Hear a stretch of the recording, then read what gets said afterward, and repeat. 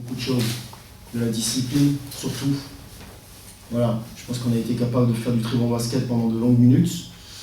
On les avait prévenus à la mi-temps, on les avait prévenus avant le match déjà, l'importance du début de rencontre, voilà, qu'il fallait mettre pied au plancher, leur rentrer dedans, faire un match défensif, parce qu'on sait que quand ils gagnent à domicile, ils marquent plus de 80 points de moyenne. Ils avaient les chiffres, ils ont fait le travail pendant très longtemps, pendant 25 minutes à peu près.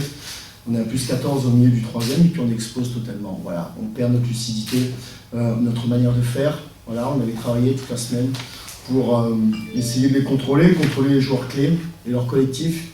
Le collectif, il se met en place à partir du moment où vous les laissez courir. Voilà, tout simplement. Donc il y avait quand même des choses qui ont été dites, qui ont été travaillées. Ça a été respecté pendant 25 minutes et puis on explose en vol pendant 15 minutes et puis on leur laisse marquer 32 points sur le dernier quart.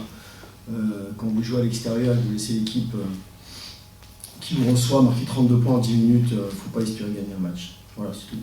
C'est qu'on perd toute notre lucidité. C'est que quand on avait 14 points d'avance, on se passait la balle, on exécutait les choses, on arrivait à faire les bonnes lectures parce qu'on provoquait, on créait des décalages. Voilà, c'est tout. Et puis après, quand vous n'êtes pas bon en attaque, vous savez, il y a une autre manière aussi de gagner un match, c'est de défendre. Voilà, et c'est ce que je leur avais dit aussi à la mi-temps, c'est que, parce qu'en première mi-temps, on n'est pas bon non plus en attaque. On n'est pas bon du tout même. D'accord ?